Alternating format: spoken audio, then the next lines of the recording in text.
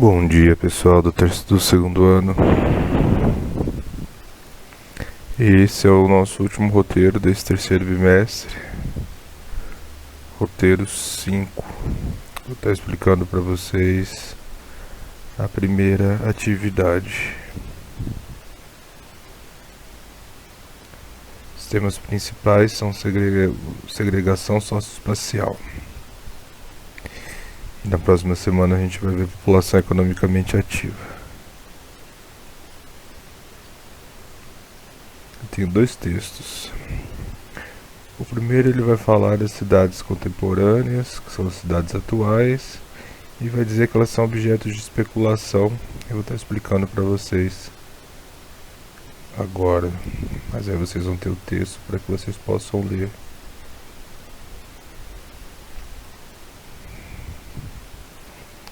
Daí o texto 2 ele vai falar sobre o direito à cidade, que são conceitos que também vou estar explicando ao longo das perguntas, que fica mais fácil para vocês.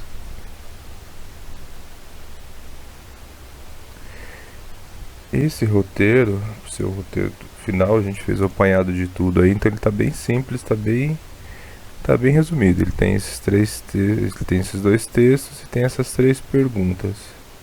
Essas três perguntas, vocês vão pegar as três perguntas, vocês vão copiar. Copia a pergunta A, responde embaixo.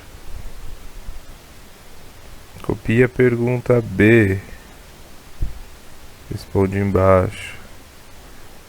Copia a pergunta C, responde embaixo. Então quero bem nesse processo para facilitar minha correção. Então eu quero as três no caderno, não quero nada enviado via arquivo não, como alguns fazem. Então no início eu estava até discutindo, agora eu não estou nem discutindo mais não, só estou pegando e descontando um ponto. Então vamos lá. Com base em seus conhecimentos e nas questões abordadas nos textos 1 e 2, comente o que você entende por segregação socioespacial. Para que vocês entendam isso, vocês devem entender primeiro o que é segregação. Segregação é o que? Separação, divisão. Isso quando a gente fala em questão de cidades, quando você pega a palavra segregação, às vezes fica um pouco complicado, mas não é complicado. Se a gente parar para pensar, até na nossa cidade aqui, Araraquara, essa segregação ela existe. Aí vocês vão falar assim, mas como assim existe? Se vocês pararem para pensar, existem os bairros mais nobres e os bairros mais afastados que não têm a mesma infraestrutura. Então, por exemplo, para algumas pessoas, Araraquara é um lugar extremamente tranquilo, que não é violento e coisa e tal. Para outras pessoas já é diferente, é um lugar que apresenta vários problemas. O que vai definir o grau de problema do indivíduo é o bairro onde a pessoa vive, pois nem todos os bairros possuem a mesma infraestrutura. Alguns bairros vão ter policiamento, monitoramento 24 horas, vão ter hospitais, postos de saúde de qualidade, escolas de qualidade. Outros bairros não. Outros bairros não têm essa infraestrutura. De repente a gente anda nas regiões centrais, o outro exemplo, você vai andar pelas ruas, você não vai ver buraco no asfalto. Você vai para alguns bairros, é só buraco. Então quando ele fala de segregação, ele está dizendo que alguns espaços dentro de uma cidade possuem uma infraestrutura que outros lugares dentro de uma mesma cidade não possuem. Então os espaços eles são segregados. Aí ele vai falar de direito à cidade. O que é direito à cidade? Todo cidadão que habita a cidade, que paga seus impostos dentro da cidade, ele deveria ter direito à mesma infraestrutura disponível para aquelas pessoas que moram em áreas mais nobres. Só que isso não acontece. Por vários motivos, que se eu for entrar aqui, vou produzir um vídeo de 3 horas para vocês. Então, relacione o processo de segregação socioespacial com a exclusão social das cidades brasileiras.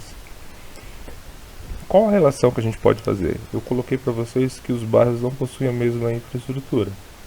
Isso é fato, mas o que vai definir essa exclusão? Qual fator que alimenta essa exclusão? Por exemplo, não existe uma lei que proíbe o pobre de morar no bairro do rico, certo? Não existe uma lei que normatize isso.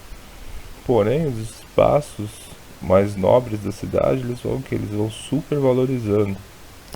Então eles vão ficando extremamente caros, não só para você comprar um imóvel, mas para você alugar um imóvel.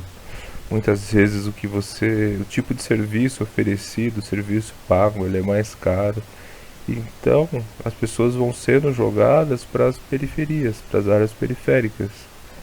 Então é assim que acontece a exclusão. Você vai deixando, você vai impossibilitando os mais pobres de consumirem alguns produtos, alguns serviços. Então, o que resta é ocupar áreas periféricas que são abandonadas pelo Estado e possuem uma infraestrutura não adequada. Aqui, voltando ao exemplo de Araraquara, essa divisão, de repente, ela não é nem tão evidente assim como em outros lugares. Quando você vai para a cidade de São Paulo, por exemplo, você tem shopping que você não pode entrar a pé, você só entra de carro. Você tem shopping em São Paulo que a hora de estacionamento é R$ 100. Então, esse shopping, que uma hora de estacionamento é R$ 100, ele proíbe a entrada do pobre?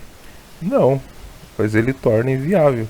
Quem é pobre vai pagar R$ 100 no horário de estacionamento. Então é assim que é feito. A elite vai supervalorizando algumas áreas, tornando elas inacessíveis para as pessoas mais pobres. E depois, quais os desafios para reduzir a desigualdade urbana? São N fatores aqui, eu vou colocar um para vocês. Mas o principal desafio é, é, é como a desigualdade se apresenta. É fazer com que os mais pobres tenham a mesma oferta de qualidade de segurança, de qualidade de saúde, de qualidade de educação. É você oferecer os mesmos serviços e com as mesmas qualidades para as pessoas mais pobres em áreas menos privilegiadas. Então, esse é um desafio. Como fazer isso? No atual momento do país, essa desigualdade ela tende a aumentar cada vez mais. Então, hoje, sanar essa desigualdade é um desafio que, sinceramente, eu nem sei se no atual momento o poder público está preocupado em reduzir ou acabar com essas desigualdades. Então, eu quero que vocês analisem aí. São só essas 3 perguntas. Então, como é o último roteiro, é bem simples para que todos possam fazer. O importante é que vocês façam, porque já é a terceira nota que a gente está fechando a distância. A gente nem sabe como vai ser no quarto bimestre. Então, faça essa atividade. Em caso de dúvida, eu estou aqui para ajudá-los. Basta chamar que eu ajudo todo mundo. Boa sorte aí.